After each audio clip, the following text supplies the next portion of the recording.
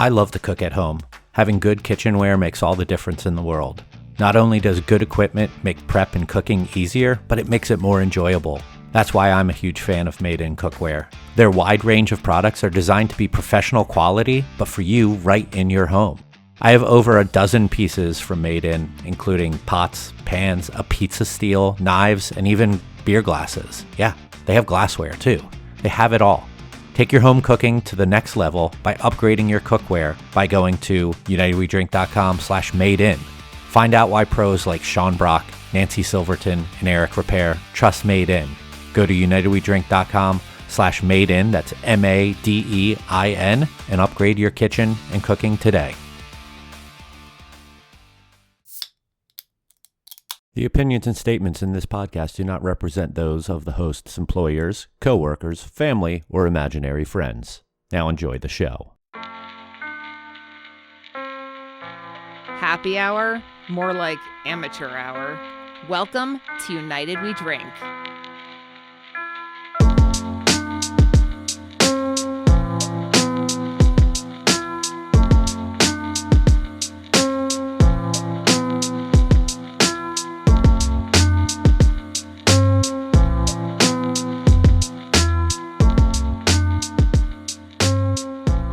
Hello, everyone, and welcome back to the United We Drink podcast right here on unitedwedrink.com, as well as Apple Podcasts, Spotify, and wherever fine podcasts are found.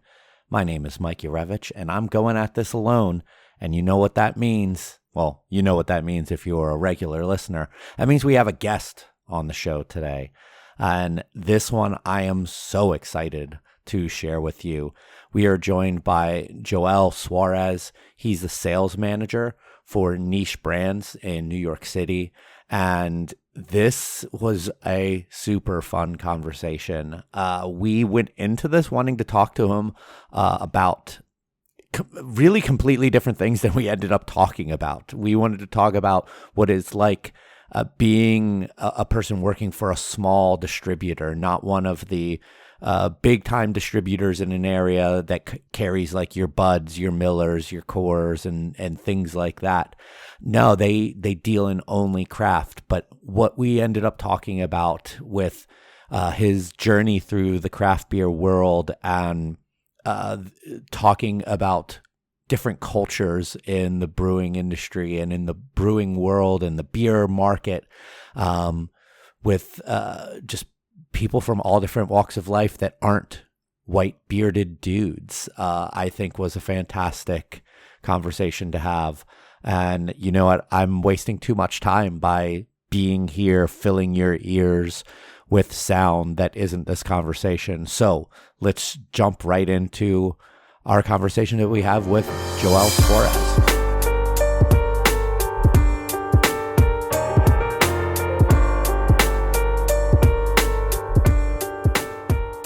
Joel, thank you so much for joining us, and thank you for being flexible. We're normally not as terrible at planning our recordings as we have been with you, so bear that in mind with us. All good, all good. I'm Dominican from the Bronx, so I'm never on time.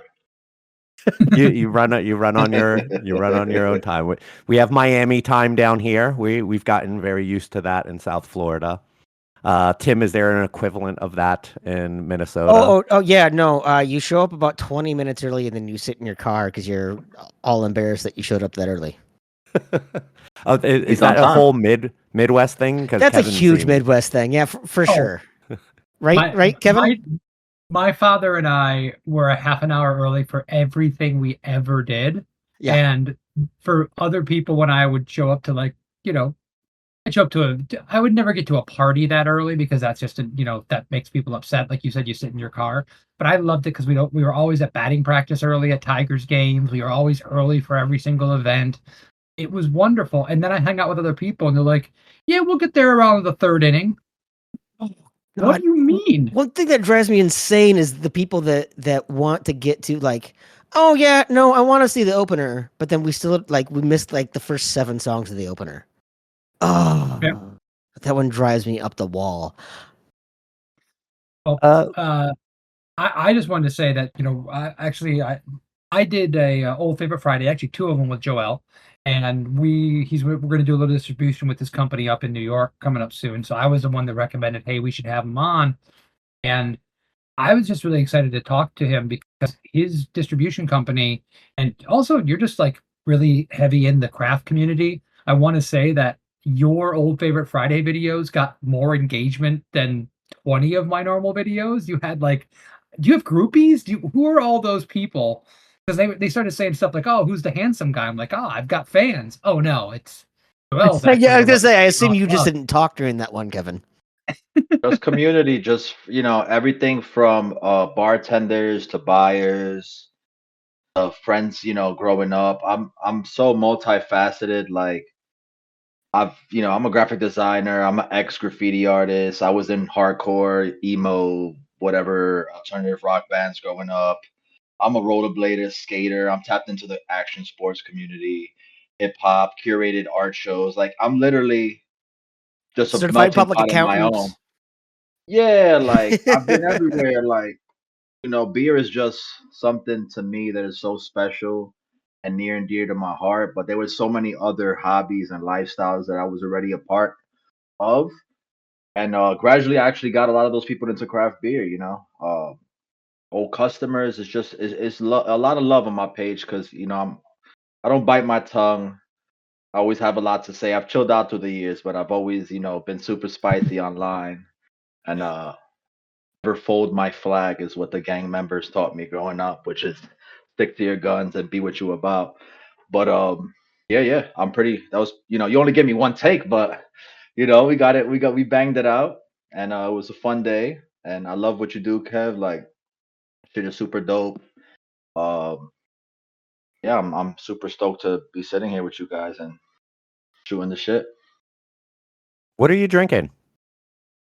Right now, I am drinking Mountain Time from New Belgium. It's part of their 12 pack, which also comes with Voodoo, Fat Tire, and a New England style IPA. Forgot the name of, but it's good. It has a little off flavor to it. Smell a little diacetyl, but I could be wrong. Who knows? Oh, Maddie's gonna flip his I say, wig when he yeah, hears that. yeah. I was One gonna say, I one of can't our wait to good see what Smooth says. one of our good friends, who's a listener to the show, is a longtime brewer at New Belgium. So he'll be like probably hitting me up like get a batch number for me. And Damn, y'all have to give me the fucking heads up before I talk shit. I could be wrong. It could be my glass too. Who knows? I could have not washed the glass properly. Who knows? Well, we can settle this right now. You're not that. I mean, you're only a few cities away from where Mike is. Mike, can you smell diacetyl? Because you can usually smell diacetyl from within 150 miles. Mike can smell it. as of right now, it hasn't come down this way, but the winds I think are coming out of the north right now, so it's not a favorable environment to me right now. Gotcha. Kevin, what are you having? I just crushed a Warsteiner Pilsner because it's been one of those days, and we chatted a little bit before we started, so I drank that all already.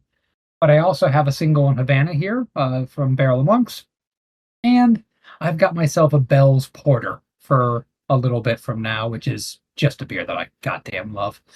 So that I will be indulging in very soon. Nice. Tim? I have Herbie's Grand Slam Kolsch, Kent Herbeck. Ron Gant was off, by the way. Kent Herbeck is from Bloomington. He went to the same high school that my daughter's going to go to. And there's a brewery that's literally across the street from my job. My friend John is the head brewer there, and I like to go in there because it's literally just I can walk across the parking lot and go visit him. But he got a chance to do a little beer with Kent Herbeck, and he already had a Kolsch on the schedule, and Kent likes those things, and so I picked up a 4-pack this afternoon to have a little Herbie's Kolsch, and it is fantastic. Like John knows what he's doing. That is such an awesome connection too. Well, To yeah, Underrated ball player. yeah. So like when I was at Unmapped, we made a beer with Dan Gladden from the Twins. Like it's just a thing. Yeah, the Dazzle Man. Yeah. So, um, yeah, these when I did fantasy camp, Al Newman never made a beer with me, but he had a lot of beers with me because that man can drink. Nice. I don't know what it is about That's those middle something I hadn't heard in a infielders. long time. Yeah, I wouldn't. Yeah, no, but yeah, no. Kent's a good guy, and so it's fun to see. Like John just made a joke once about like, hey, you should bring in a signed bat. And like the next day, Kent brought in a Louisville Slugger sign, so they got it hanging over the bar and everything. I mean, we're a good baseball town, you know that. Yeah. Yeah, Do we know do a that. lot of players like stick around like after they retire? Like the Yeah, the ones who I, were there for a bit.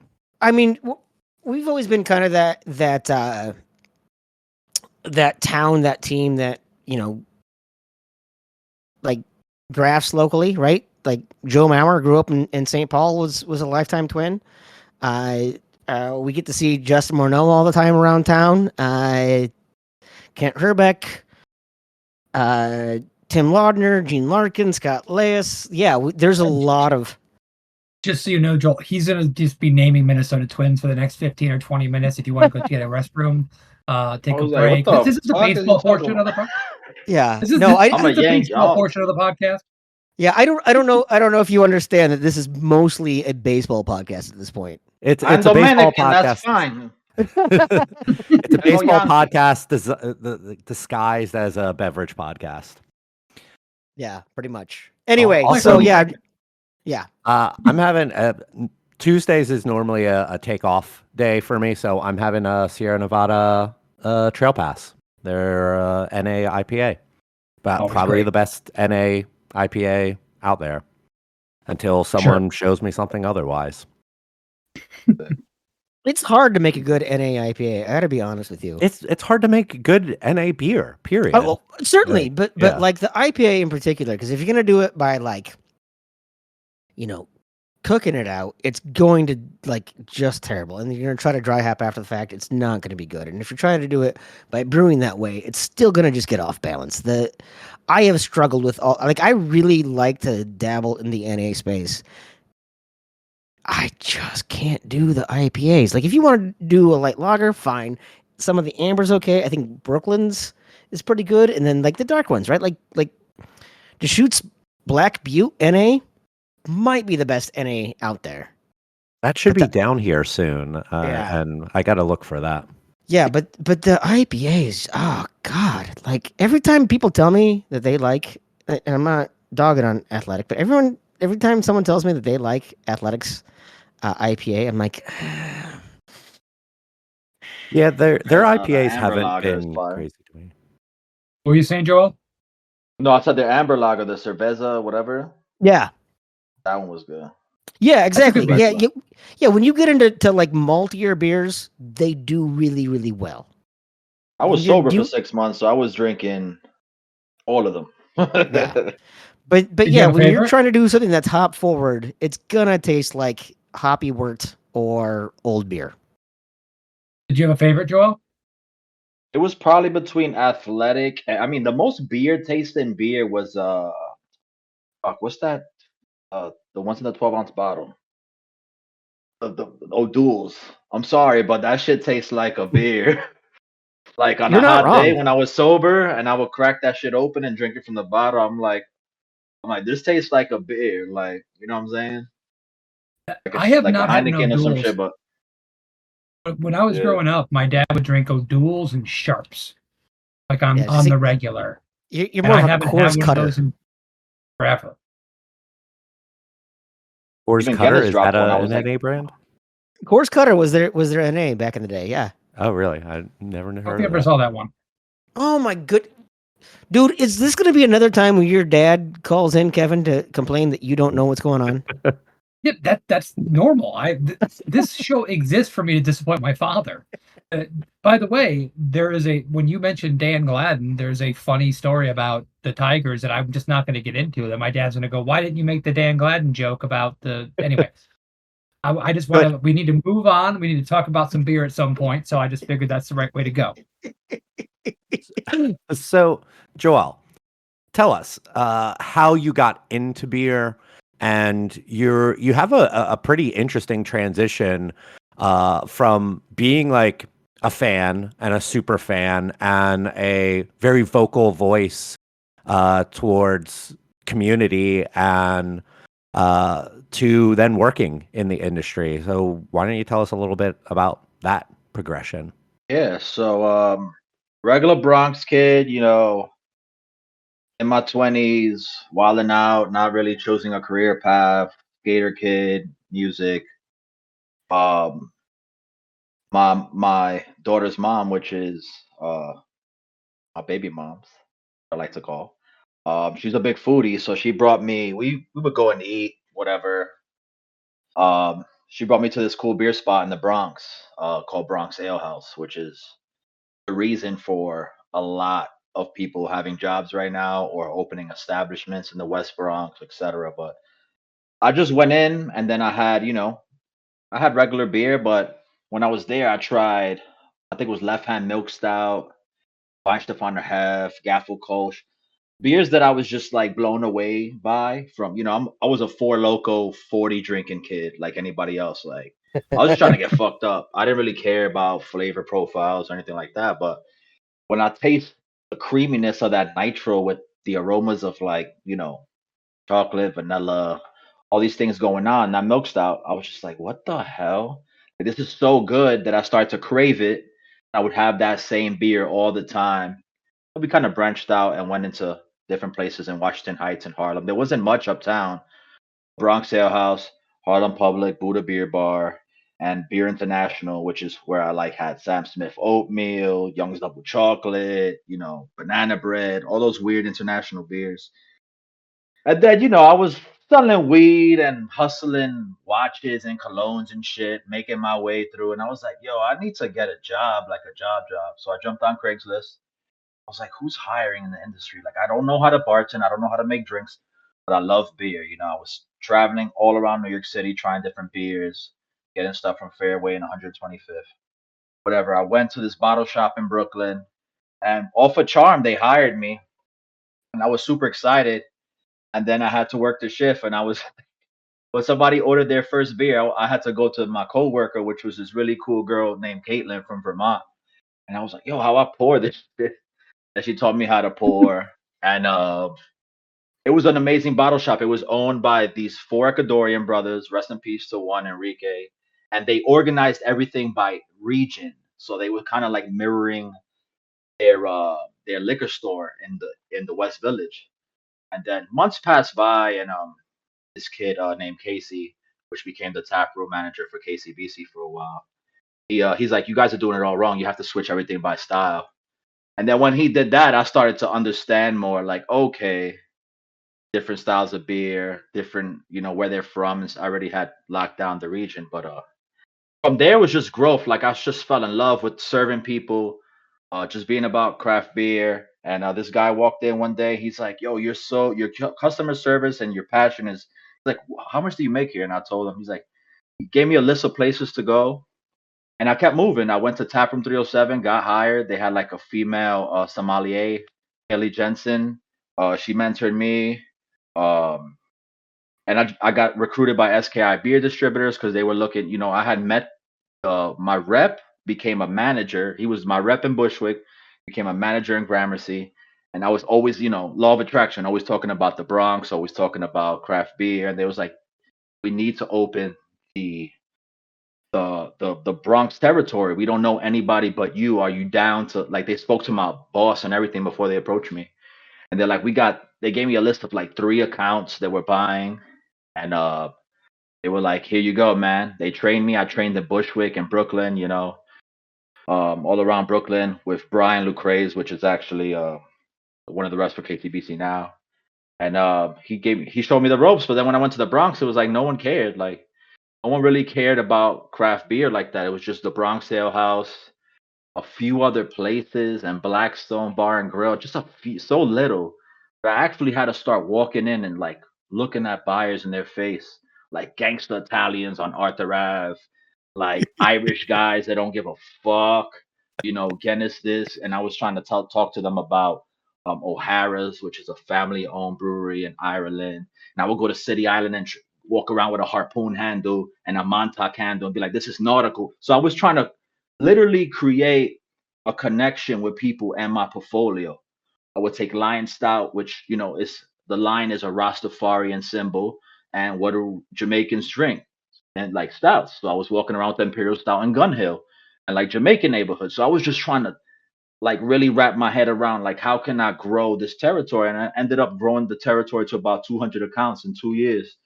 So I started, and another thing with that is that it was like, okay, I get this beer and now what?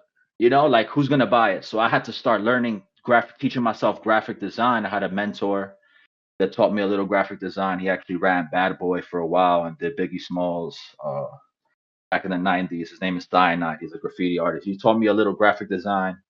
And then I had to like follow up with menus. So I was creating menus, beer pairings, uh, training staff, giving them little koozies and t-shirts and trying to get people excited. And I ended up getting a lot of people excited about beer, and they ended up going into the industry and working into the industry. And then, I kept going. I kept going. I started working for one of my accounts, managing by Yankee Stadium. I worked for every possible job you could think, from tap room to beer shop to restaurant to wholesaler to home D to distributor. And then, I started to see like this lack of like representation for kids like me. Like, all right, craft beer was like just really one-sided. It was like, all right, like no offense to nobody, but typically, straight white males that are not from New York because they were blessed to be from California, Vermont, uh, all these places in the states that had a heavy brewing scene, and New York wasn't that 10, 12 years ago. We had like Brooklyn Brewery, like Kelso. We didn't have any physical breweries in the five boroughs. It was Bridge and Tunnel Mhm. that was started to come out and a few others. But I started to see like how can my people get into craft beer more? They have to see the connection. They have to kind of like see themselves in it. So then I started Uptown Beer Society, which is this T-shirt I'm wearing. I mean, whoever's listening can't see it, but it was basically just a beer share group. Like we were talking different restaurants and bars in the Bronx to allow us to bring in different beers to share with each other, and that we would tip the bartenders, the servers, and we would buy food and whatever, and we would support and bring a crowd through. So that's how Uptown Beer Society kind of started. And then we got we started this collab. I don't know if you ever seen it, but we wanted to make a nice Dominican Pilsner for the community. It was called El Prez. We got a cease and desist from Presidente for the beer. So we Nice. made Dead Prez as a fuck you to them, because like death to corporate beer, like just because I'm Dominican don't mean I just drink Presidente. And then when Trump was running, we made Not My Prez, which was just a joke about like this is not my Pilsner. But everybody thought it was a political beer. I think Don't Drink Beers or some shit posted it. It went viral. And then we did a Bronx culture series. We did a candy yams ale to represent like what our moms make in the holidays instead of doing a pumpkin. We moved on to doing a collab with Mr. Softy, which is a Oh trucking shit! company in the Bronx. Nice. Yeah, it's people think it's an ice cream company, but it's a trucking company. So it was so hard to get in contact with them. But once we did, it's like They also it was a big franchise a thing we was lot. talking about. Yeah, we was talking about earlier, like people kind of just like if this was a brewery, a random brewery, they would have just literally made a beer called Mr. This is called Mr. Stouty because we took Gun Hill's Void of Light and added vanilla and cones and shit. But no one would have reached out to the company. But we care about authenticity and like intellectual property. So we actually reached out to them and was like, are you guys cool with us paying homage to you guys? And then they were down. And then we made Coco Cherry Mango. I don't know if you've ever been to New York and you've seen these Oh little yeah. icy trucks, but this is Hmm. also a Bronx. They make all natural fruit ices that like you'll see a old lady or old guy in the corner scraping it, selling it for $1, $2. We got them on board, and we did Coco Cherry Mango, and proceeds went to Rainbow, which is the fourth flavor usually in the cart. And we just started getting together. We did Bronx Dance Party, which we did a whole Who metal was brewing fest. these beers? All different The breweries, or was there one particular one you worked with? The first I won't mention because fuck them. We did three beers with them. They decided to take my idea and pretty much make a fourth beer without me. I won't even give them, no type of clout. But we did three with Gun Hill. We did one with Barrier, which we did a all day music festival. It was called Bronx Dance Party. It was like paying homage to this band called Dally's Gone Wrong, which played ska, punk, hardcore. They kind of brought all the kids from the Bronx together musically, because like the kids from the West Bronx were into hardcore and like metal. Like the kids from Throgs Neck by the water were into ska and punk. It was kind of weird, and like this band played everything. So like years later, we did a whole festival all day. We served the beer there. We did one with Friends of Puerto Rico with Big Alice called Palante, which we gave proceeds to Friends of Puerto Rico during the hurricanes. And I did one with Fifth Hammer and all the women of color in New York called Bizcocho Spanish Cake IPA. We did a pilot series with KCBC. That was probably the first beer we did. I did two with Peekskill. I got some artist friends involved, Muffin Man, and this collective called Femarchy, called Women's Month. So I just kept doing all these collaborations, and after time, I just started to sit there and be like, I'm not literally not making a dollar off of any of this shit. I look cool as fuck to the industry, but like I'm literally making 15, 20 barrel batches, most of them. And yes, I made them donate to a nonprofit or whatever. But what do I have at the end of the day? I'm just sharing ideas. Like these people have breweries and are scratching their head, like, I don't know what to do. I don't know what to make. And then you got a poor kid like me from the hood with all these ideas and all this creativity and not a dollar to open a brewery and do his own thing. But mainly I did this to kind of represent the community, get different bars that were owned by people in the community, people of color involved. That way we could sell these beers at our different bars and retail stores and kind of have our logos on the can. You know what I'm saying? And I did all type. I did a collab with Beer Canvas. We did a three-way glass with this beer. I've done design work for other half in equilibrium. I created this logo with the other Nice. half in equilibrium. I put that together. Pretty much just gave it to them, and excited to be involved in craft beer. But after a while, I was just like, like fuck this shit. I'm not making no money. I like have nothing now, and I'm out of here. I got super depressed. I went sober for 6 months, and I left the industry because another bar I was working for managing, they still owe me 15,000. They promised me 15% of the or 10% of the bar. There's a lot of shit happened to me, and I got distasteful. But then recently, like about a year ago, I met this guy called Manny Calderon, which is this Puerto Rican dude from Bed-Stuy, and he started a distribution company called Niche Brands. And he's an older guy. I call him my OG. He was responsible for bringing brands like Yingling, Dogfish, Fly Fox, Victory into New York. And before it was cool, 10, 20 years ago, when he basically got those brands involved in New York. And then he kind of wanted to do the same thing like me, like just represent more different community-owned breweries and beer brands. And I just bumped into him one day, and I said, "You sound like an older version of me." And I just kind of got him back into the new world. He's old school. He writes shit down in a notebook, like you know what I'm saying.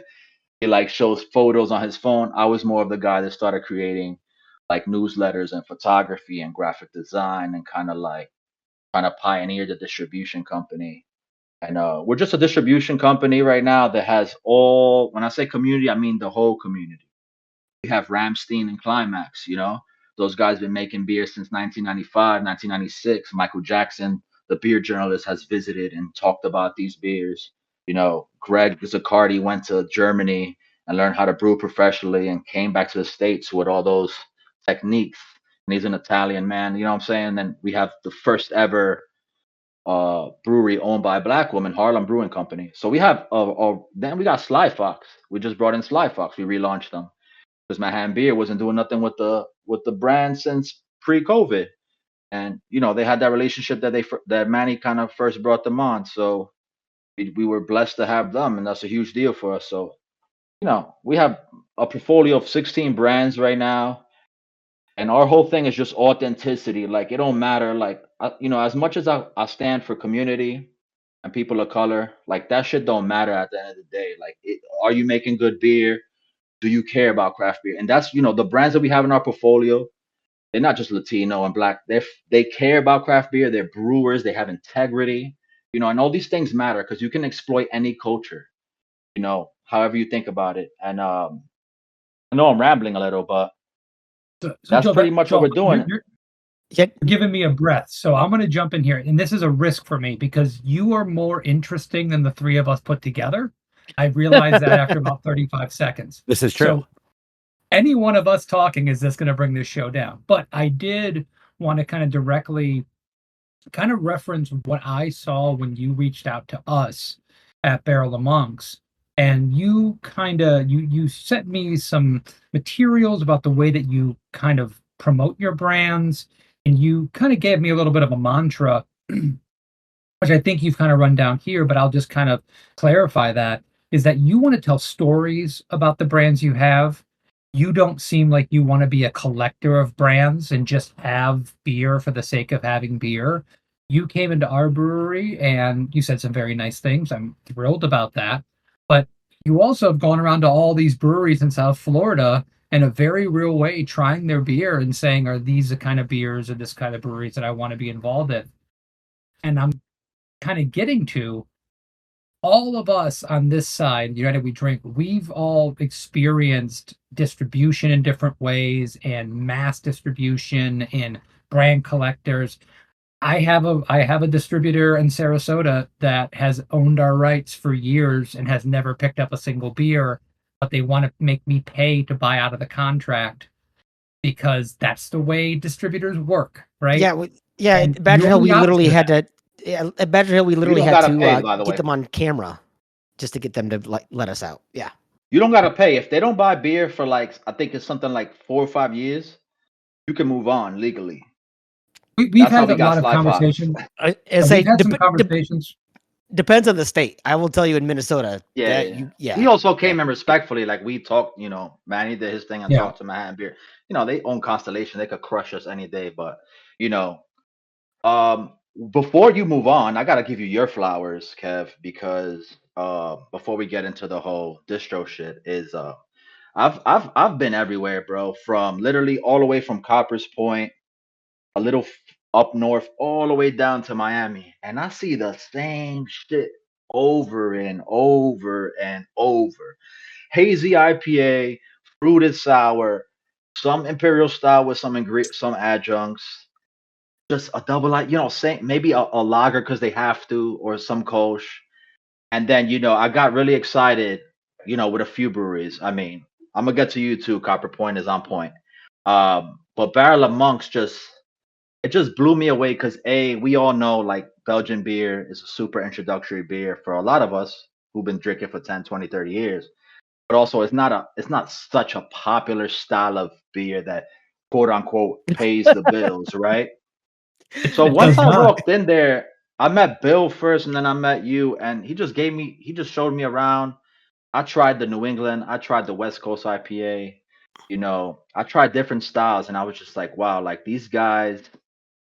And I just fell in love, like literally when I got that flight of the single, the double, the triple, the quad, I just fell in love. It reminded me of OG Oma Gang days. That's all I used to drink was Oma Gang, Delirium, Quack, all the Belgian beers, and it was just like, just standing on business, bro, and just doing something different and just sticking to your guns is super respectable. And I respect that shit, bro, Kev. So keep it a buck with you. And that's why I really, really wanted to distribute the brand, because I was like, hey, we don't have really Belgian beers in our portfolio. I just feel like you guys are doing something unique, and I think it will stand the test of time, honestly. So shout outs to you for that. Oh, cheers, brother. I appreciate the kind words. Yeah, cheers. I wanted to pop back on something for just a second, because Yeah. one of the things in the craft beer industry that has always kind of confused me is just the New York scene in general, right? Like, so you touch on that craft beer is a straight white bearded guy in flannel type of thing, and here in Minnesota we have both kinds. We've got Norwegians and Swedes.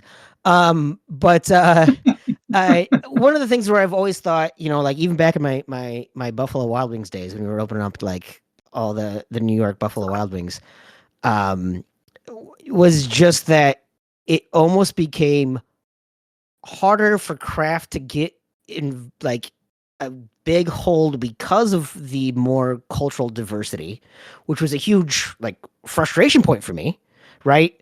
But also like because there's less homogeneity, uh, and I think people discount and like I mean you look right now, Modelo outsells Budweiser in the country, Yeah, right? because they did that gay shit and they ain't like that.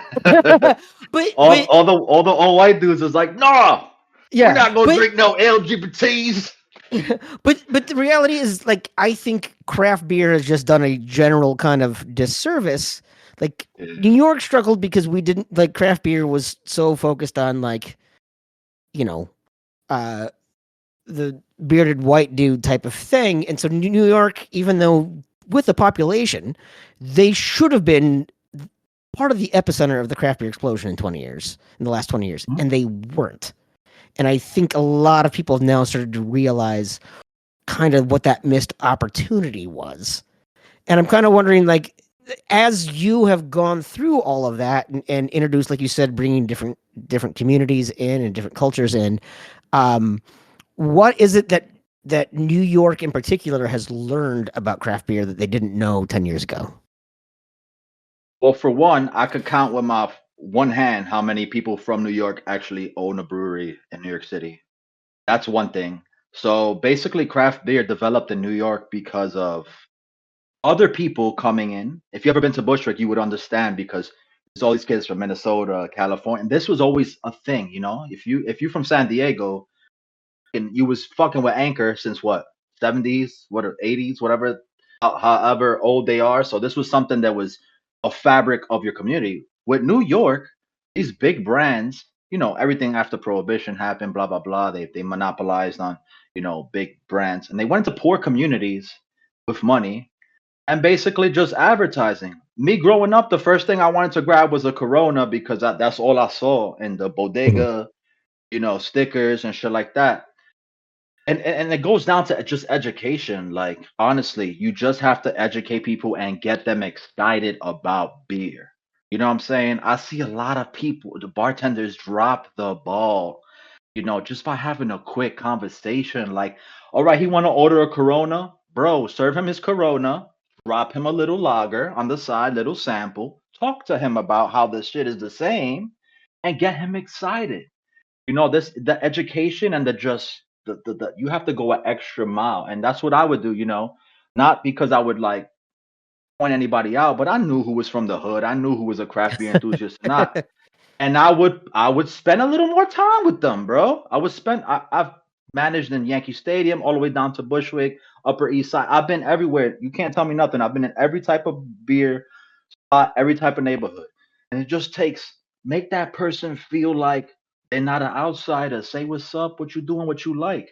Don't even talk about beer. Be like, what do you like? Period. Are you into dessert? Are you into sour candies? Like, what do you like? I've literally have given a sour patch to a sour candy fan and poured them a goza and was like, yo, eat this and drink that and then eat that again and drink that. And they're like, oh, I understand now the flavor profile because all they was doing was smelling this like nasty kombucha tasting shit and they didn't understand, right? So it's just about building a connection and people from the community in craft beer, that's an important role to play. Like if you from the hood or you from, you know, a different community, it's up to you to kind of bring more people in. And that's why a lot of people in New York couldn't really identify is because they ain't see nobody like them. And nobody really took that time to like speak to them. They probably go sit at your bar. You got a bunch of Hispanic or black kids, and the bartender in their head is probably thinking like, "Oh, here we go. Like, are they gonna drink Hennessy or the same?" Like, no, just talk to them. You know what I'm saying? And try to just find that connection. And that was not happening 10, 12 years ago. I'm telling you, people used to tell me to change my music, don't play hip hop, don't braid your hair, don't say bro, don't talk like this. Like I really felt, even though I'm super light skinned Dominican kid, you probably wouldn't even know I was Dominican. I still felt that pressure on how I couldn't be myself. But I stood on all 10 and I just kept building connections, and I cared a lot about the community because I wanted to, I want this to grow and I want more people to be a part of this. So your question is, why did New York kind of miss that scene? It's just we didn't have resources, and we was in a brewing capital, and now we in the top 10, top 5 now, but that's only because people came from out of New York, I'm telling you, and built shit, got their little buddies that work in the fucking office or whatever, hedge funds, whatever money they got, started opening up breweries. There's not, like I said, I could count, I don't even know. I don't even know if I can name 5, but I give shout outs to Bridge and Tunnel because that dude is from Queens. You fucking Italian dude from Queens, built his brewery by himself, by his hands, works a 9 to 5, got 3 daughters and a wife, and did everything himself. I mean, incredible, like nano brewery, but still something that I pride myself because that dude is from New York and kind of a part of the community. But I pretty Joel, much think that's why. you said something that I thought was really profound, and I never kind of thought about this way, but there's such a population in New York City. And it just stands to reason that you used Corona as an example, but it just stands to reason that there's so much money and it was so valuable to have your Corona, your Budweiser, your Heineken, your macro beers in that area. Why wouldn't that be where they're spending all their money? Why wouldn't that be the place where they're indoctrinating the people the most, as opposed to Detroit, where I grew up? I'm not saying they didn't spend money advertising to Detroit, because they absolutely did. But if you're going to be spending money in markets, aren't you spending money in the biggest market possible? And aren't you hence and therefore making that much more of the standard? And then when it comes to the craft beer industry evolving, even in Florida, I mean, how many people do we know, Mike, that it's hedge fund managers and people who made money in other businesses? They're not from here. They just were like, well, I'm a real estate developer, so I'll open a brewery. Yeah. Well, you have that even more so in that area. It really does kind of push out the creativity, the interest, the local aspect of everything. It probably is just kind of like, it's like, the old Spinal Tap turned up to 11 in New York, while it's like on a 7 or an 8 in Miami or whatever it is. I kind of see that clearly now. One thing I'm kind of gathering from this is it seems like what might have caused a slower entry might be a little bit of intimidation from look at New York. Like, the 5 boroughs are essentially like 5 different cities, like all combined into one name. They're kind of 5 different states, frankly. That have their own unique feel as a whole, and then broken down have their individual neighborhoods and different cultures within them. Trying to tackle that city can be very intimidating, probably to someone, and be like, okay, maybe I can get some people to understand beer in Manhattan and the Lower East Side or something, but go into the Bronx, no one's going to know what I'm talking about here. But you, Joel, like, it seemed like you weren't even fazed by intimidation in that, like, by going to all these different sectors of that city and going with the confidence that you had, that you could connect to people of different walks of life, and you accomplished a lot of that. And so sorry to tag on there, socioeconomic things too, right? Like we always pick on the whole affordable luxury thing. It's a bunch of rich white dudes, right? So there's a whole socioeconomic thing to that as well, right? So not only culturally, but you got a lot of people that are trying to find a way to spend their money right. Exactly. I mean, why am I gonna buy a $10 12-ounce, which is like New York prices? I could buy a $12 6-pack of Corona. Like, what's the point? And the point is that what makes it different is we're losing after COVID. We're losing the connections. We're losing the service. Like, the point of going to a bar, and I've struggled in Florida too, bro. They just serve me my shit and walk away. It's like, damn, bro, I came here to spend my money because I wanna interact. I wanna have that bar vibe. Like, I wanna talk to you. I want you to ask me where I'm from. I want you to tell me something about what the fuck I'm drinking. Like, I don't want to sit there on my phone writing tasting notes and looking shit up on Untap when I could have that connection with you. And I feel like that's a lot of what's going on in the world today. Is no one is people think they too good. Like, you don't even belong behind the bar, bro. 10, 12 years ago, like what it is, these kids working in craft beer bars and stores now would have never had a job 10, 12. You had to know what the fuck you was talking about. And like, you're just gonna A, make more money, B, grow more customers, like make somebody happy. They're gonna come with people. Like, there's no integrity anymore behind like bar culture. I feel like it's just fading, dude. To keep it a Well, I buck. think a lot of that is. I'm sorry. Go ahead, Mike. No, I hear you there, and honestly, I've felt like that has been here in South Florida for a very long time. Traveling around the country and going to other places, it's like a breath of fresh air to walk into a bar or a tap room or a brewery and be greeted with a smile and have people talk to you and be like, do you have any questions about this? We have this new thing. Or when they see me getting low, they're like, hey, you thinking about something different? Maybe I can offer you a suggestion. And like, that's just so rare down here that almost when I go other places, it's at first like I'm at first turned off by it. I'm like, why are you all up in my business? But then I'm like, wait a minute, no, you're doing your job the right way. That's I've why just you there. now become so conditioned. It's like buying a pair of with khakis at the impersonal Gap. You don't interaction. want someone to bug you, but at the same time, you need someone to help you find the right pair of khakis. Yeah, but Kevin, Mike, your staff, both of your staff is on point. I'm gonna give it to both of you. Thank you. Because at Copper's Point, about 3 different bartenders came from behind the bar and came to my table, even though I came with that coin that I got from the fest to get a free beer. Different, how you guys doing? Can I get you something?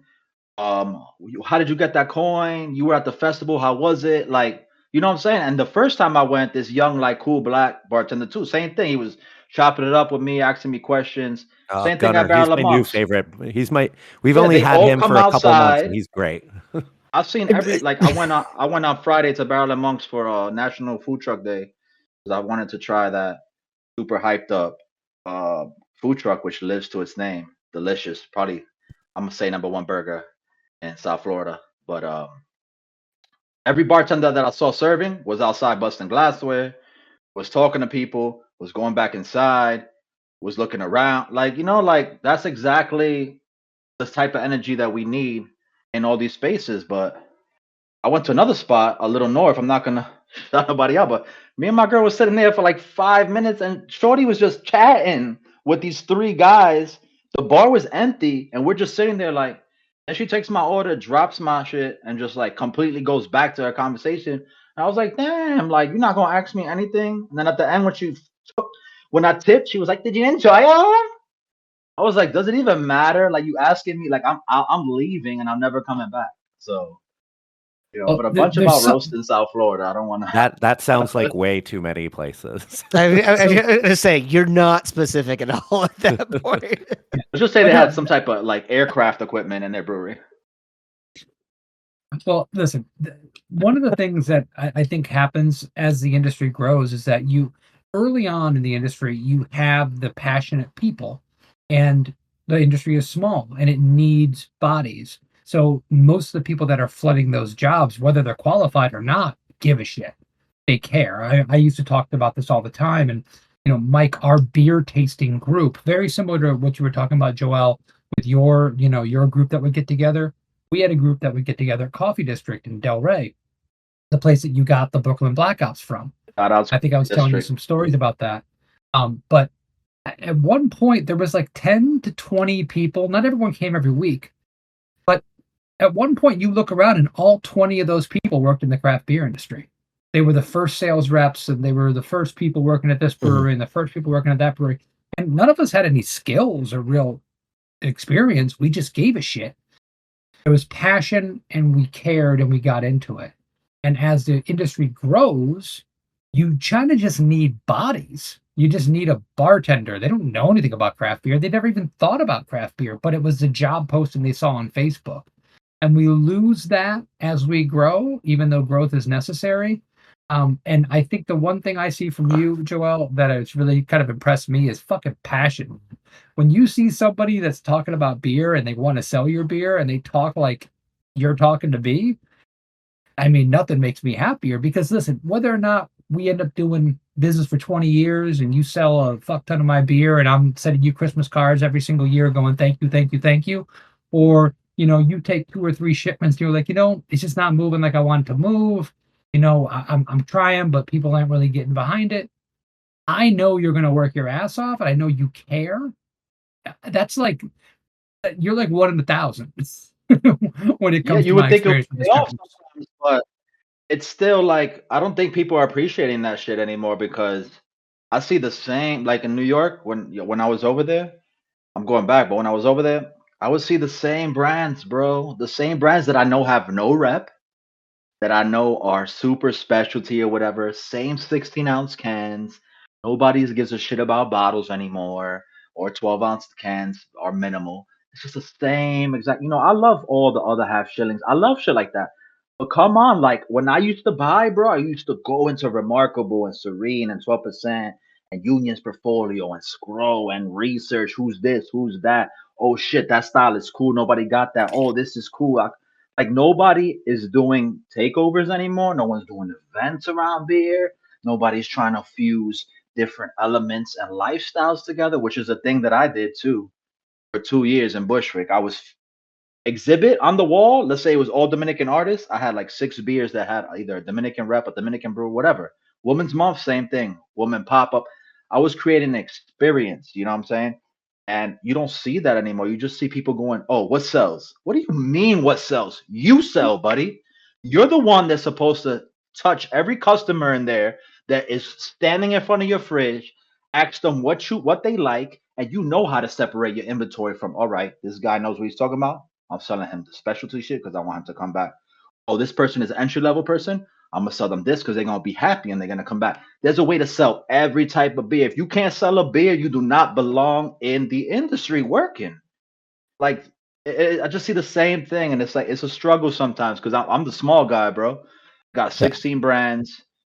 Even though 2 of them been around since 1995, half of these people don't know who they are. You know, everybody's tapping the same type of styles. And I'm just trying to really do shit different. I bring in small case quantities, talking about 10, 20 cases. Once they sell out, they sell out. 10 half kegs, 3 6 at a time of whatever. And I'm trying to give people fresher product, more exclusivity, because you're not going to see the shit every single place, and just educate people and talk to their staff, talk to the buyer, you know, try to tell them a story about the brewery. So, that's kind of what I'm looking to do with this distribution company is kind of build brands that have integrity behind them and can fill these little voids in the industry. We'll see how things are rolling, but it all depends on the industry. We all know breweries are closing left and right, bars are closing left and right, bottle shops are closing left and right. Legendary places, man, they've been around for 10, 20 years. So it's just a test of time. We got to see where the industry is going, where breweries are going, and where these bars and restaurants are going, honestly. Yeah, no, I really appreciate you saying that because, like, we have lamented on this podcast before, kind of the death of the beer event, right? And I don't mean beer festivals, but like beer dinners and like occasions for people to come and experience your brand or your beer or your whatever. And like that whole beer food pairing, beer event pairing, beer, all the we've talked like Kevin and Mike, we've talked about this multiple times about how like that was a thing that was a big deal 10 years ago that has sort of died. Like craft beer is just kind of killing itself as a culture in some ways. They are. Yes, but if you remember, like we did that episode, well, I feel like a month and a half, 2 months ago. Yeah. One thing that I said at the end of that is that where I see the future for events being is things that are collaborative within your community, working with artists, working with charities, working with just other people who aren't beer You didn't related. say any of this. Yes, I go to the tape. Go to the tape. It's true what you're saying. and what you're saying, Joel, about like working with artists and all of that, like when you were hitting on so much of that community driven stuff, like my heart was getting bigger, and hopefully not in a medical problem way, because like that's a thing with me is like, yeah, I can be very doom and gloom about the status of the industry, but one thing that I remain very committed to this industry on is the ones who want to be involved in their communities and want to uh, cater to them, and don't really need the need of being the next Sam Adams or anything like that. And hearing those stories about those breweries just gains me as a fan, even if I've never even sipped a sip of their beer in my life. There's so many breweries that I am a huge fan of because of their community involvement, their art, their photography. And I've never tasted your beer, but I fucking love you because you're doing something great. You gotta be ballsy enough to do something different and to, don't just make a Mexican lager, right? Maybe there's a local Mexican maybe there's a local Mexican, maybe there's something Mexican that you, before taking that Mexican lager and just making a Mexican lager, which to me is a style that's made up in craft beer that's trying to mimic whatever I mean, Constellation is doing. it's an excuse to Get either make together. a super light lager or basically. Get together with the community instead of making this little gimmicky hip hop name beer that is a fucking Nas verse or a Biggie verse. Tap in with people, bro. Just tap in with people and try to make. You can make a collaboration so much larger by just tapping in with the culture that you're trying to literally bite off of. You could love something and not, be a part of. You didn't grow up on it, but you could love hip hop. Just try to tap in and just try to do more of who you are. I got a funny story, Evil Twin opened up in Queens, right? First of all, they didn't even know they were in Queens, right? When they first posted, they were like, "Yo, we're gonna open up a new tap room in Brooklyn." Da da da da. And I'm like, "Bro, that's Ridgewood, Queens, right?" So first, they didn't know what they was at, right? Second, they open up in Queens, right? And they do all these gimmicky long ass names with these stupid ass photos and shit, right? I think I went for the first week or whatever. The dude, whatever his name is from Denmark, Jay Jesse, whatever the fuck his name is, B Ghosty, whatever the Evil Twin Yepe. owner's name. Yeah. Yepe. Motherfucker writes me an email, right? A long ass email talking about, hey, me and my wife built this brewery with all our money and all our sweat. Some people said, because this is what happened. Somebody wrote on his door, right? In his tap room. Somebody did some graffiti on his door. Everybody knows I'm involved with all the hip hop communities, street art, graffiti, etc. Somebody of his staff told him that it was me, right? He wrote me this long ass email. So I responded. And my response was, hey, how you blaming me with no type of evidence? And then, first of all, why are you mad about graffiti when you constantly culture vulture hip hop? So, and you come to a neighborhood that is graffiti prevalent, right? So, why are you coming into an environment that includes all this culture and you think you're safe and your bathroom is never going to get a sticker or a tag? Dude, it's like accept the culture for all it is before you slap that shit on your can, because the culture will come slap you in your ass before you know it. And I just think that's a funny story and a good metaphor for stop using shit that you're not a part of, that you're never gonna understand, because once it comes to your face, you're gonna be like, "Oh, I'm upset about it. Fuck, they wrote in my butt." That's what graffiti is. These kids walk around with markers and spray cans. They write on everything in Bushwick and Ridgewood and shit. That's what's gonna happen. You have a bar or whatever in Brooklyn or any one of them neighborhoods. That is what's gonna happen to you. And don't try to come into an environment that's not gonna happen. I just thought that was a funny story that I shared with you. But he wrote me a long ass email blaming me. That's amazing. That's amazing. I mean, I got that shit. I'm gonna make a T-shirt or something. And I told him, I'm like, bro. I told him about himself. I'm like, that's like me moving to the hood and be like, yo, they robbed me. Like, yo, they jumped me. Like, bro, this is the I gotta environment. say, Like, all of your white people voices are dead on. You do a very good me. Yeah, for sure. I love y'all. You know what I'm saying? Like, come on, bro. I Yeah. grew up on white men like Tony Hawk. Come on, dude.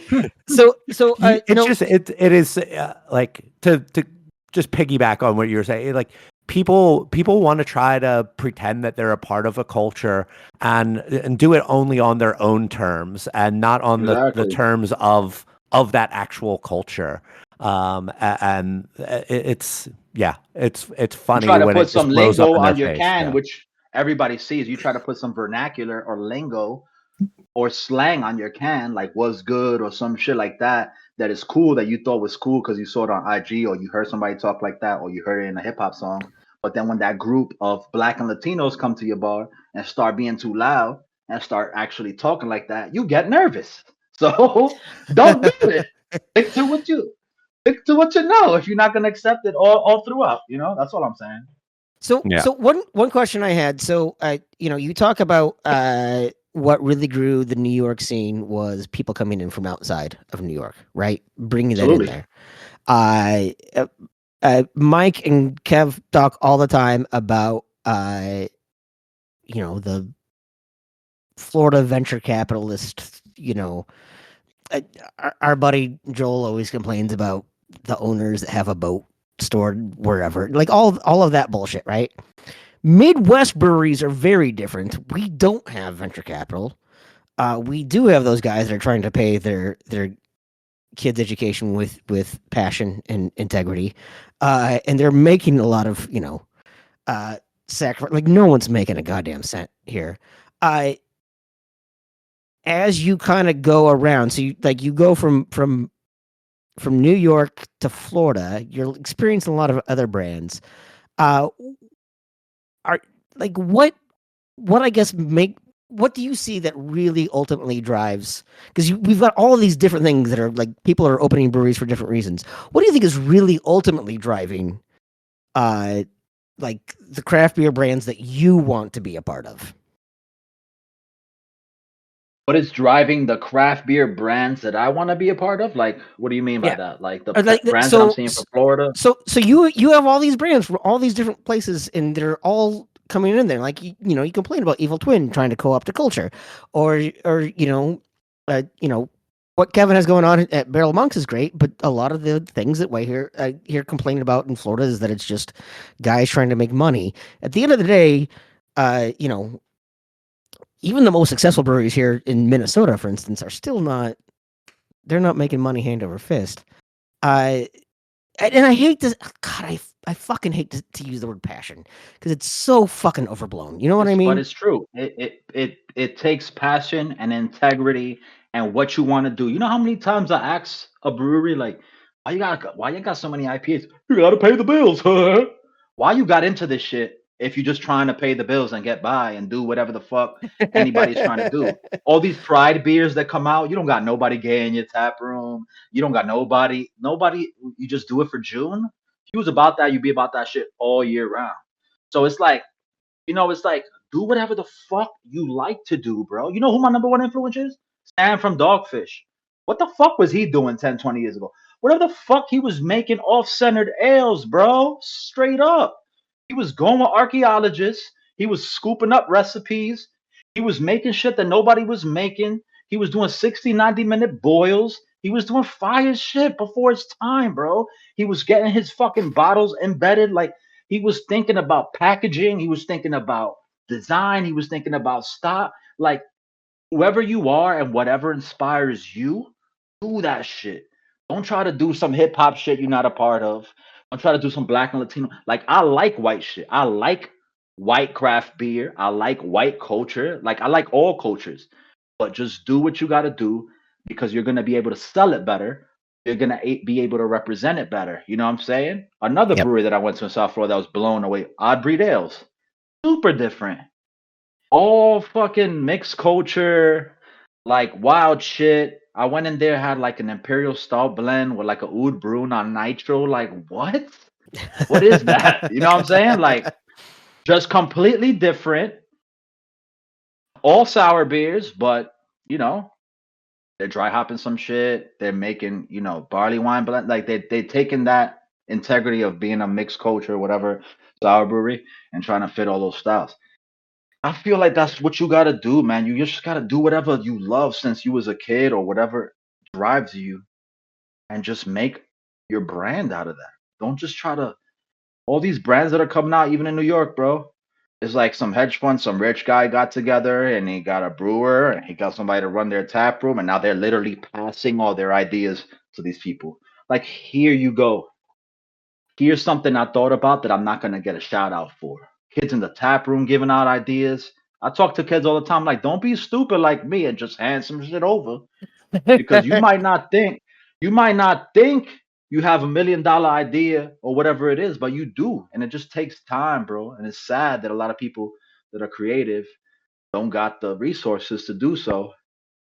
But now, thanks to like Garrett Oliver and the Michael Jackson Foundation and all these other partnerships that are happening, they're able to come into communities and kind of fund kids to learn how to brew, to learn how to do what they got to do so they could get an internship or whatever it is and do their own thing one day. And that's all it is. Like, ooh, I just feel I could talk about this shit forever. Y'all keep coming with what y'all gotta say, because authenticity means so much to me, and I feel like it's becoming easier and easier for people to sniff out bullshit authenticity, and to see people pretending like, hey, look at me, I made a hip hop related beer. I'm like, you are some fucking dorky ass white kids who don't fucking listen to any of that. Like, stop trying to be something that you're not. Like, be what you are, be proud of what you are, and like people will That Vanessa respect you so Carlton much for beer that. is selling like gangbusters, though. by the way, just to blur the lines, like, I personally grew up in the Bronx with Italian, Irish, white kids. They were definitely part of the cultural, upbringing for me. They were part of hip hop since the fucking 70s and 80s.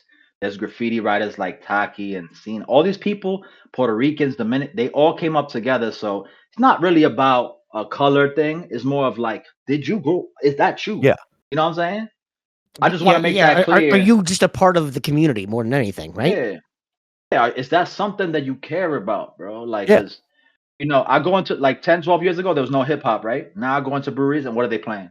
They playing passable hip hop, bro. They playing Wu Tang, they playing Biggie, they playing old school shit. Why you not playing no Young Thug or no fucking new shit? You know what I'm saying? Why you not playing no new trap? Because you're not a part of that. You just looked up what was fucking passable, I will say this in defense of white kids that were really, really into hip hop in the 80s and 90s. A lot of us have just gotten older, and I don't even listen to new rock and roll music. Like, I'm still listening to Pete Rock and CL Smooth, Tribe Called Quest, Jungle Brothers, shit like that, and not really into like modern hip hop too. But that's just because I'm old. Wait, yeah, what you're saying is you basically only like old craft beer too? Yes. Yeah, kind of. Kind of. I'm into the classics, man. Listen, Kevin has gone off about double red and like multi imperial red ales. That's bullshit, because he would have been making videos about like old classic beers if he was about that.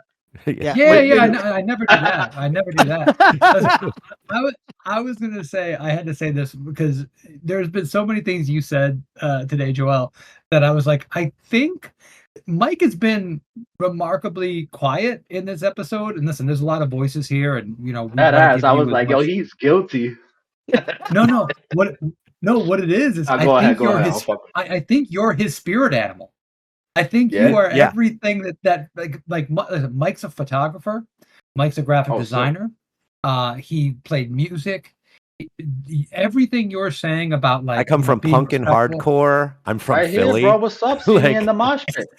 That's another thing that I'm glad you brought that up, because I was trying to say that, but I lost that.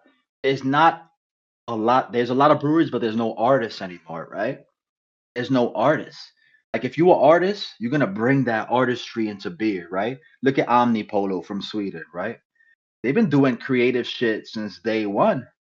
One guy's a brewer, one guy's a designer. They had Cheap Mondays, which was a streetwear brand that was in Urban Outfitters. They had an ice cream company or ice cream shop or some shit. Like those guys are fucking artists before they're a brewery. You know what I'm saying? And like like I feel like breweries that are opening or gonna open, that's literally that's the sauce right there. That's the secret ingredient.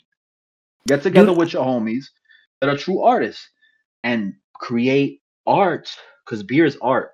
It's not just about the liquid. It's about the packaging, about the style you're making, about the marketing that you're putting behind it, right? About the merch you might drop with it. So there's all these things, and that's what we're kind of losing. There's no really real artists. You know, I see these breweries half the time they posting fucking beer on their page. This shit got no head on it.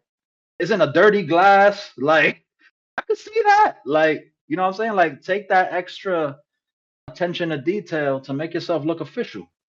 What were you gonna say, dude, brother? I really wish I could get you up here to Minnesota. I would love to have you up here in Minnesota. I I know I'm biased, very clearly biased. We just definitely have more of a DIY type of approach, right? I mean, like we're the town of Husker Du. We have a little bit of a different like one of the breweries I used to work with, the owner used to be a recording engineer for Prince. Like we just approach things a little bit differently up here, where it is for better for worse. Mostly for worse, probably is because no one's making money, but it does have a little bit of that. I wish you could kind of see that because it's a different. The Midwest, just in general, I think like St. Louis has a lot of this vibe. A little bit of Kansas City has this vibe. Uh, uh, Michigan's weird. Michigan's a malicious state. But Kevin, what's the score?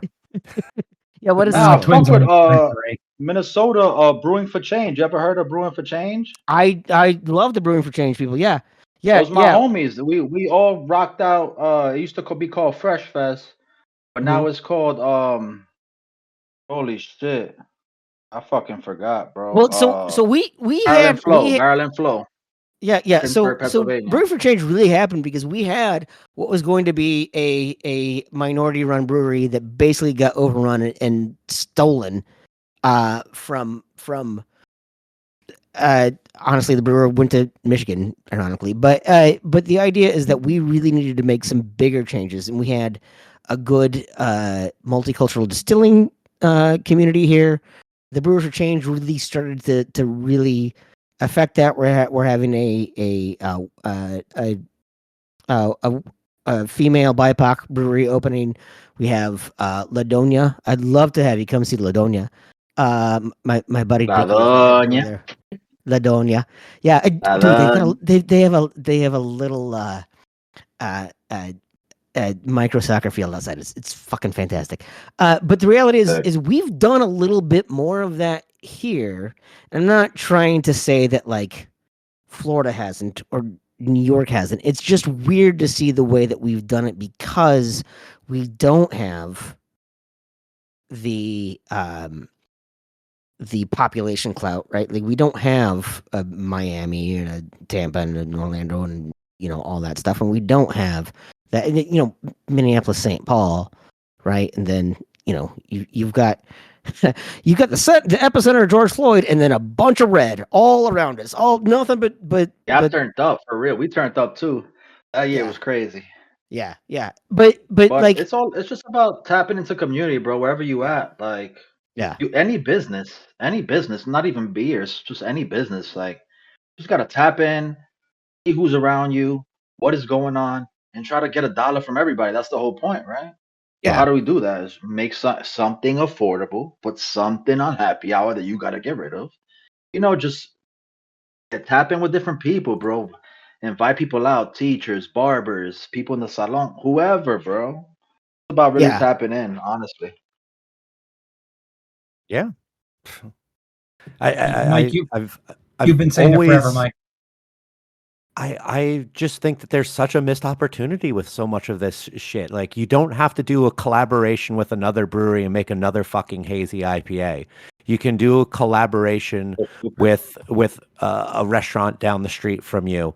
You and can make do a New England IPA. Yeah. For And sure. they're gonna buy 20 cases because their name is on it.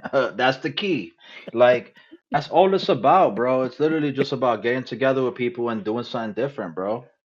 Yeah. You know what I'm When saying? I, It's when just when I was living in PA, like we did collaborations with historical societies. We did a collaboration with our local library branch.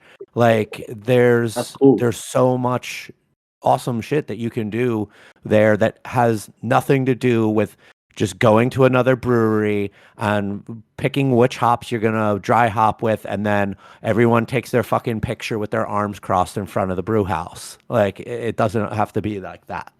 There's so Wait, many that's not elements. collab? There's so many elements to life in general. There's so many things, right? And these breweries are just telling us the straight thing. Like uh, they never was outside probably doing anything. They never had no hobbies. They never tapped in with nobody around them. Like, why you coming to New York? Why you coming to Florida? Why you not open a brewery in your hometown? What happened? Like, why didn't you do what you wanted to do? And that's we just like we don't have an influx of artists right now, really, like true artists. We just have people that are doing it and it's passing because it's like, all right, that's new. It's a new thing. Craft beer is a new thing, right? But after a while, it's gonna get bored. It's people gonna be like, what? This all this shit is the same. Like, what's different?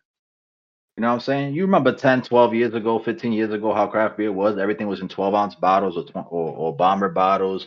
Everybody was trying to do something different or new. You know what I'm saying? Different type of styles, tapping into old world styles. Like, where's that energy, bro? No, you're right, because there's definitely this whole uh, the whole blues brother. We play both styles of music, country and western. That's kind of how I feel about craft beer right now. Is that there's a lot of people think they're being different because they do two different styles of the same thing, and it's I've been saying it for years, and we've touched about it on the podcast before, but the best businesses, and I mean, I'll speak specifically to actually breweries and restaurants because that's what I've done my entire life. The best businesses in those veins, I don't know about accounting firms, but stay with me here. They take on the personality of their owners if they're doing it right. And when you're just antiseptic and you're just kind of nebulous and you're just doing a thing, it's hard for people to actually, there's this big push, like you have to be a lifestyle brand. Who's the kind of person who drinks this beer? Who do I want to be? And that is like the ultimate like corporatization of that idea. But the fundamental aspect of that is like, who are the people that are doing this? What do they care about? What are they interested in? What are the things that they're going to support or not support? Or what are the kind of beers, the kind of styles they're going to put out? What is the food they're going to do? Is it going to be local? Are they getting micro greens from down the street? Or are they, doing something else? And this is why you're not a beer influencer, Kevin. There's a lot of He's reasons talking real why shit, right? Because people say they local, right? People say they local. But what's local about their beer? A, you're not from this neighborhood. You don't use nothing from this neighborhood. You don't collaborate with nobody in this neighborhood. What makes you local? Because you have a physical brewery here and use the water. Just an Like what address. else? Oh Yeah, God, what I have else? gone off on a rant on this several times that Mike has already gotten exhausted hearing. No, but I've done the Y'all same got rant. y'all got mad coconuts and mangoes. I don't even want to hear it because I've been pulling shit off the tree every day, bro. Every day I'm You know pulling what? something off the tree. And you know what? Almost none of the breweries are buying coconut and mangoes from here. They're Yeah. buying fucking coconut compound from fucking Amaretti. And they're buying mango puree from fucking Oregon. Like, All you I gotta do is only get a use few locally Haitians, sourced bro. peanut butter extract, by the way. I was saying, all you gotta do is get a few Haitians together, bro. Pay them some bread. They'll peel some mangoes, cut some coconuts up. You make a fire ass sour, whatever the fuck you want to make. You know what I'm saying?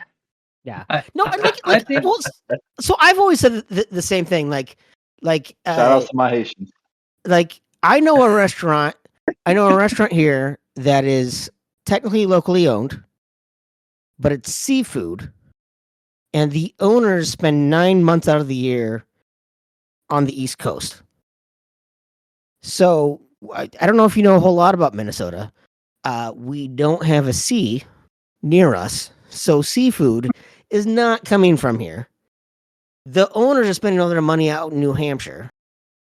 So how is that local? Meanwhile, the local McDonald's franchisee or the local Chipotle franchisee is actually getting that from the McLean facility down in Owatonna. They're hiring a bunch of local people. All that stuff is locally sourced, and that guy lives in town. All his money is going back into the community. So what does local really mean? Like you can be a national brand to be more local than a local company can be if you're not getting it from the right place. Like the whole idea of local, people get confused on what local means. I would rather have, the people I know working, getting ingredients locally, and I see the owners every single day than being a quote unquote Minnesota owned company when the people don't live here and they're getting ingredients elsewhere. Like it's just it's a placebo in a lot of ways to make people feel like we're being local. And I think like when you talk about things like about being community connected, about having events with local artists and things like that, that's where it becomes a lot more local for me. And that's where I struggle, is that local has become kind of a buzzword that doesn't mean anything until you really truly connect to the community. Bro, I hung 30 different shows myself. Like I hung the artwork, I fucking put it together, I fucking created the tap takeover, I tapped the kegs, I did the chalk art on the chalkboard for Nice. each brewery. I printed the menus, I designed the flyer, I posted it on social media. I trained the staff. I'm bartended and fucking bar back the event. Like I've done this shit 30 times. It's not. I mean, it's because I love Yeah. this shit. I try to put all my cultures together because it's for me. Beer was boring as hell. I went to my first beer and brewery tour. I almost fell asleep, bro, because it was just what the fuck are you talking about? You know what I'm saying? And it was like I want to make this shit fun. Bring a was DJ. Kevin We're leading gonna that tour? dance. We're gonna bop. Yeah, I was. That was crazy. That was like 12 years ago. But we're gonna get a DJ. We're gonna bop. We're gonna dance. You're gonna look at art. I'm gonna sell art. I'm gonna give 70% back to the artist. We're gonna all drink what I serve. I'm not gonna fucking put no bullshit on tap. And I'm gonna create one community. And I'm gonna tell them, yo, this is art in a glass. That's all it is. People just want to be sold, bro. People just want to be sold and told a story. That's all you gotta do, bro. There's a beer for every single person in this universe. You just gotta know how to sell it, bro. I know because I've worked in bottle shops with 500, 700 different SKUs, and I've worked in little fucking shops with 12 beers on tap. So, just gotta love this shit and want to do it. Honestly, Amen to that. I have so Salute. many ideas of events that you and I could do, Joel. Like curating like the ultimate like old favorite Friday craft beer list, and then having like people like vote on who put together a better list. Like, That'd be do like a fire. classic pilsner and like you have like a category. You got to pick like a quaffable classic style, and then you got to pick like a dark beer that's like well attenuated and pairs well with food. Anyway, I love this. This is one of the things, I hope you've never listened to our show before, because who does? But but we can be very cynical. We can be very cynical. And when we have people like yourself on, it doesn't happen very often. And we joke about passion being like overused, but when they have passion for what they want to do and what they care about within the industry, it like sparks my passion for It's fucking what infectious. I want to Oh, do. good God! I haven't been as excited about beer in forever. Bro, So all we like, want to I do just love it. is drink good beer and talk shit with people that care about this shit. Like I got no friends out here. This shit sucks, bro. Like I just want to have a beer and talk to somebody about beer. That's all I want to do, bro. And like That's a great idea, by the way, Kev. We just got to make sure that I don't know. Florida isn't playing around too much. These Total Wines is crazy with their out of codes, bro. That's one thing. Shame on you, You Total are Wine. Mike's spirit animal. I'm Bro, telling I you. cannot believe that I bought shit from 2 years, Pilsners from 2 years ago. Like, bro, like what's going on? I go to bottle shops locally. The freshest shit I could get. How about freshest beer I could get was from fucking Target, bro? Total One is Total One is the best and worst thing to happen to beer in the last 10 years. Because A, it brought a lot more brands to everyone else, but B, it taught them all how to hate beer. Like there are so many people that I know that love beer that they shouldn't, right? Like the fact that there's like this trans to non-anol bomb and people are like, "Oh man, this is really good." I'm like, "No, that tastes like wet cardboard. That's not what that's supposed to taste like." Exactly. Do you want to be everywhere and have Yeah. all these accounts? Like me and Kev was talking about how being smaller, you want to be in all these accounts that you Yeah. can't manage and have your beer everywhere and everything is out of code and malty and smells like ass? Or do you Yeah. want to be in those right places where you know those people are going to sell your shit right away, handle your shit right away, refrigerate your shit, put it in the right section, and sell out of it? That's more valuable, bro. Everybody's trying to grow and go nationwide. Like that shit means something. I don't mean shit, bro. Be Yeah. in them Yeah. 100 places in your hometown to take care of your shit instead of going nationwide. That's the key. There are like 3 brands that I can think of that can go nationwide and their beer still tastes good. And 2 of them start with Sierra Nevada. like, Shout out to Sierra Nevada, bro. Shout out to Sierra Nevada. They stuck to their guns, bro. I mean, they made a hazy, but fuck it. I Everybody know, got but their I know that if I could get like a 6-month-old Sierra Nevada pale ale, dude. So my friends and I my old head brewer at Unmapped. We would always do the Twins home opener at baseball season, right? And we went to a bar. We always go to the same bar. And one year we went, and there was Celebration on tap. best Home shit opening ever. weekend of baseball, and Celebration was on tap. Oh wait. And Derek went, you know what? Fuck it. I'm doing the months. I know. Okay. I know. Yeah. That's Yeah, how I don't know when so baseball opens. That's well, December. That it's shit drops like November, December. yeah, and so Yeah. here's the thing that was amazing is Derek went, you know what? April. Fuck it. I have to try it. And he got it. And holy fuck, did that not taste like Sierra Nevada in December? It was that good. Yo, Like, that those shit guys, holds up, bro. those guys are so good. That Like shit it, holds up. like literally, I took a sip of that and went, "Fuck those guys, fuck them, just fuck them and their stupid faces for being that good about making beer last that long." It made me so angry. But yeah, there are a handful of those places, but everyone else, man, God, I used to cry whenever I'd see my beer on a warm shelf in a liquor store. Ugh. And I'm not saying that I wasn't that good of a brewer. I'm just saying like. It's not the same, man. You're Beer's killing my best beer. kept cold It and is. fresh, bro. It is what it is. It Kill don't it. matter what if it came out last week or not. Oh, you're killing my beer.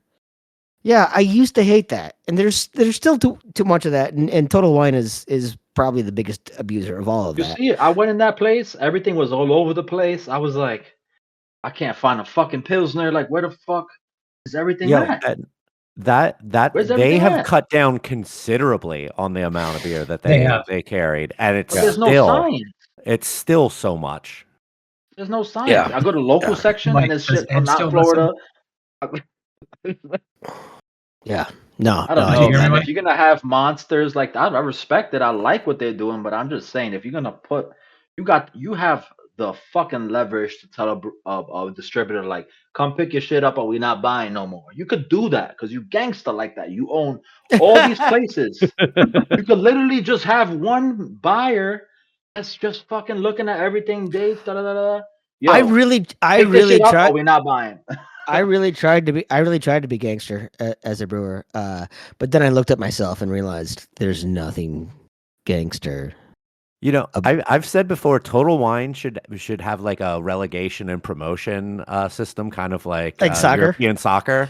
Yeah, like the lowest sellers after like a quarterly period get kicked the fuck out. Like your beer goes back to the distributor if it's out of code or whatnot, and you bring in some new blood to see how that works. I don't know that would work though, because there are It so probably like wouldn't again, there are because so many people that are used to buying bad beer.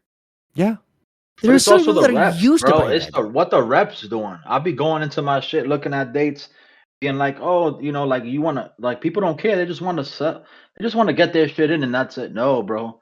After after the Yeah, I mean, and like I question them from an integrity standpoint, but if I'm moving those cases and it doesn't matter what the quality is, and yeah, I got that's a lot what of I other mean. accounts to get to, I'm not saying it's right. I'm just saying like I get why a lot of reps get lazy at a big account like Total Wine. People say there's 3 tiers, but there's a few more, bro. You know what I'm Yep, saying? agreed. Agreed. Because after it hits that retailer, it goes to somebody's house, right? Or it doesn't. So that's really important. Like, is it gonna fucking sell, or is it gonna go somewhere that people hate it? Is it fresh? Is it not? So Yep. Yeah. I feel like the merchandiser is this weird in between tier because like they technically work for the distributor, but they only work in retailers stocking their shelves and trying to rotate, or at least that's part of their Well, job is rotating. and a And lot of those sometimes not even knowing what's merchandisers, in their portfolio. well, yeah, Yeah. and a To lot of say those that out loud. merchandisers work for the distributor, but really listen more to the retailer. Like Yeah. I've had, you know what I mean? Like I've had merchandisers that are like, yeah, no, I work for the distributor, but really it's like they just give deference to whatever, again, like added Total Wine, where they give deference to whatever that person needs, long and that story begins. short, this whole industry is a mess, basically. That is And pretty that's the much show, the ladies and synopsis gentlemen. of I, I, this I was gonna say, podcast. Joel, that kind of probably puts a little button on all of this. We should probably get into last calls here, guys. Yeah, I Yeah, wanted to talk. I just want to say this before we get into that. I wanted to talk a lot more about distribution, and I think we got into a much more interesting conversation. Just talking about the culture of beer, this, that, and the other. So I really appreciate that, Joel. Absolutely, man. But if you guys want to just do a few minutes about anything distro, I don't know. Oh no, maybe we'll have you back on. We'll talk a little bit. I mean, we talked about distro, but like I'm Yeah, fascinated yeah. in being a smaller distribution network and a passionate distribution network, and we talked about a bunch of that kind of stuff. Yeah. And in kind of like dribs and drabs and kind of on the outskirts of it. But I just think it speaks to your wealth of information and your experience in the industry, that we can get into all these different avenues that we're all so passionate about. So Yeah. anyway, Yeah. maybe there's No, maybe there's a follow-up episode coming. I think there Yeah, should be. Yeah, Joel, you like. God damn it! This has been a lot of fun. that's Like, another thing about what I do too, as far as distro, just to in the town of Donkey. We don't walk into dive bars and bodegas and shit. We literally only go to places that are craft beer, better beer bars or community focused. Like anybody that cares about BIPOC breweries or anybody that cares about craft beer, because we know behind every single one of those places that are craft beer orientated, no hashtag no crap on tap, that they're gonna take our beer and they're gonna take care of it. They're gonna educate their staff. Their staff is probably gonna already know how to sell it. They know how to manage everything, and that's really important. We're not trying to be everywhere, but we're trying to be in the right places. We're trying to grow these relationships within 100 good accounts, and see where it takes us, man. hey, if you could come to my local bodega, though, I would fucking love that. I don't know. They be storing they shit. The cat be taking the shit on top of I got no. Hey, the my 16 ounce bodega does beers. really good about keeping things cold. The problem is that half the time it's like Foggy Geezer and like one Summit, and then like a bunch of like uh Victoria. I don't hate Victoria, but it's like sometimes I want a little bit something more than just Victoria and Foggy Geezer. You gotta And open your mouth. That's another thing we didn't talk about, right? Like we have I all these know. craft beer lovers, right? You gotta I say something when you I come know, with it. man. They You already gotta know. They already know I'm a former brewer, and they already hate me. you So gotta I create try to like. demand. That's how you create a demand. You When know what these people you know what these buyers say? Nobody asks for it. That's why wherever you at, wherever I'm at, I always be like, yo, you don't got no craft beer? Yeah, You don't got this, you don't got that? I know, but I know Hasid, the owner, and he does not give a shit what I have to say. So he's a good guy, I'm but gonna he like does it. not give a shit. But anyway, yes. Mike, are we gonna do last calls here? Yeah, let's get in the last calls. The point in the show where we give each other an unspecific amount of time to talk about whatever it is that we want, beverage related, non-beverage related. Only rules are it's uninterrupted, unopposed, and unobjected. And because we have our guest, Joel, we hand you the floor. What would you like to say for your last call? I would like to say, what's a goat to a Bach? Pretty funny, greatest of all time. I would like to say thank you guys for everything. My name is Joel Suarez, Bronx native. Been residing in Brooklyn for 5 years. Moved to Florida for a couple of months to rock out. Founder of Uptown Beer Society. Pioneer of Niche Brands. The first kid to not bite his tongue in New York and call out breweries for culture vulturing. The first guy to get in front of brewers and say, hey, we need to collaborate. We need to fucking represent community and bars that are owned by people of color. The same kid struggling day to day, making ends meet. One day, hopefully, has a brewery and does his thing. But you already know. Love you guys out there. Whoever's listening, maybe you could tap in and fund my projects to come. Who knows? Maybe I might get endorsed by this podcast and be the fourth member. You never know.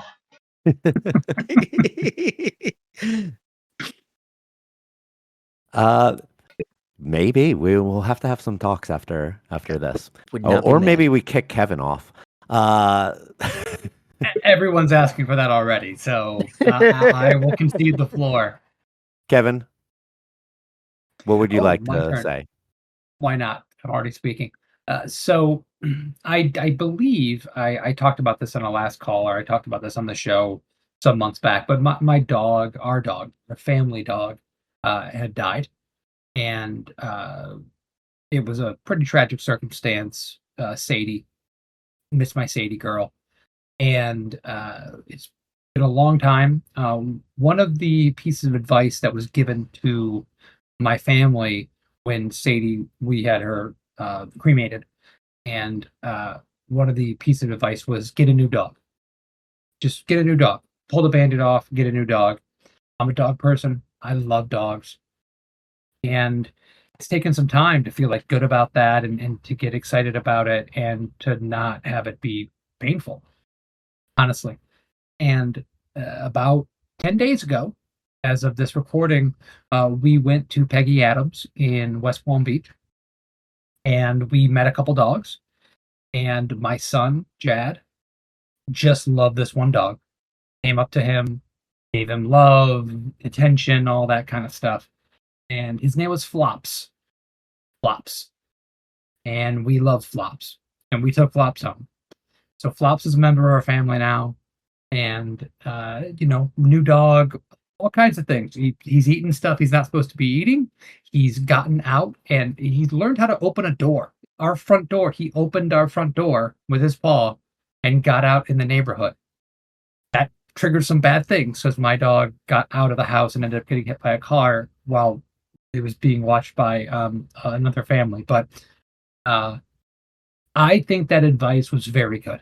And it took me some time to get to that point. And if you're ever in that position yourself with your own pet, I do think it's a good idea. I think it's a good idea to bring another dog or another animal, whatever your pet is, your cat, whatever, snake, I don't know, emu. Do people have emus? I don't know. But any animal that you love, bring it back into your home and make them a part of your family.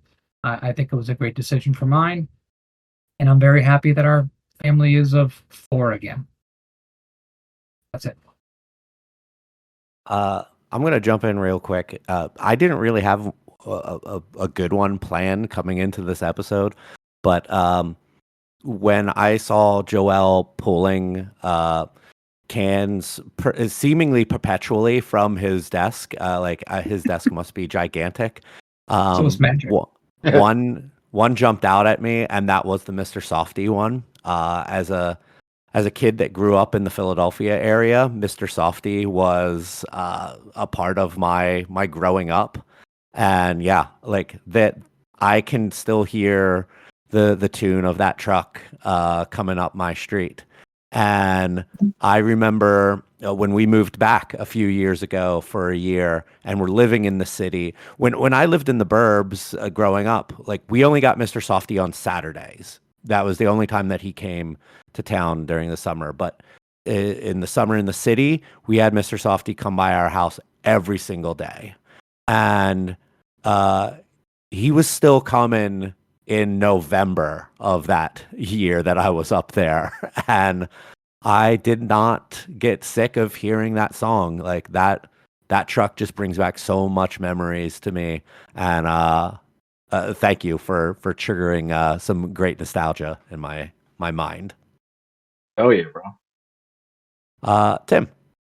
I am usually known as the guy that brings a lot more serious tone to the last calls because I am a major depressive and I'd like to be an advocate for mental health. I'd like to do something a little bit lighter today. Let's talk about feline leukemia. No, seriously. Honestly, my thing right now. I was like, oh no. Kevin almost made me cry, bro. Like I said, I was talking shit, crazy.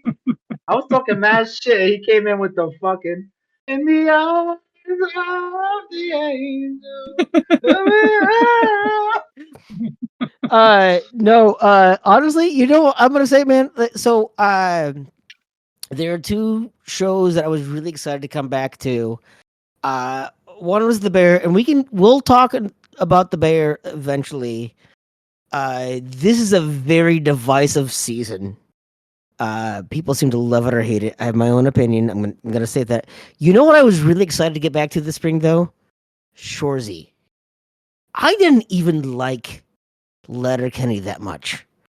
I hated Shorzy on Letterkenny, but holy shit, do I love that show! And I gotta tell you, I will put on Shorzy as I fall asleep, and then I won't watch all of it. Like I'll fall asleep, and then I'll start back over the next night, and then fall asleep to it.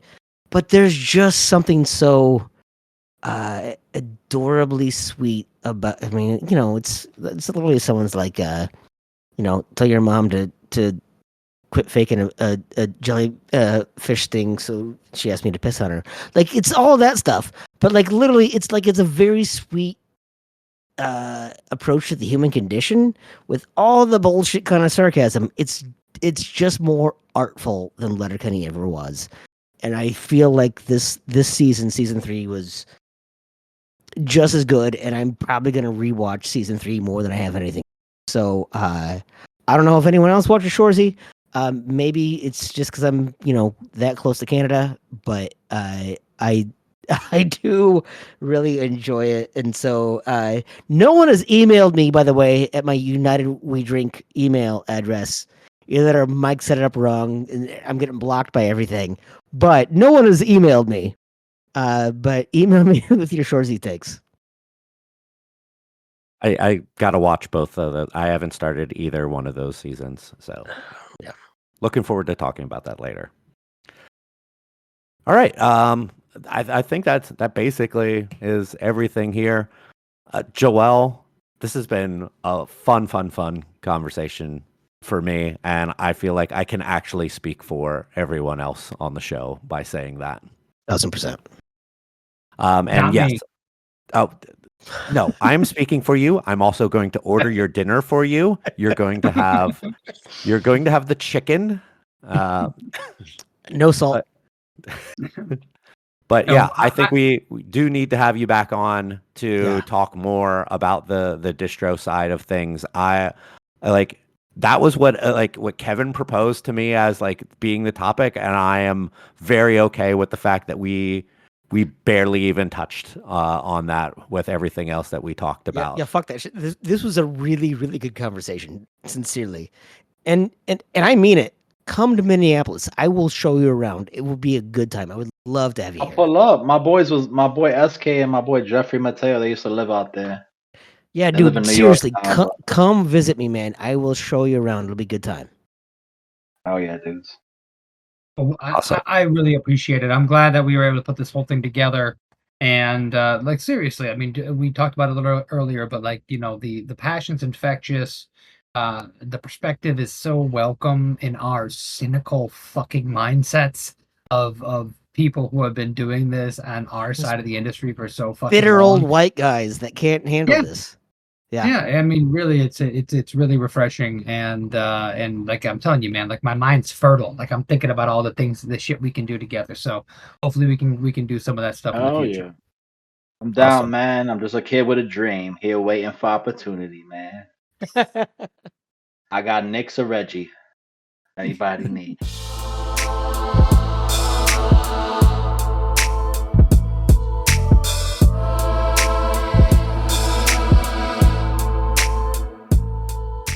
One more time, big thanks to Joel for coming on the show. It was a whole lot of fun. I really hope that you enjoyed listening to this talk, and we really do want to try to get him back on the show sometime. Through all of that, we forgot to allow him to plug himself and his company. You can find Niche Brands on Instagram at niche.brands.nyc.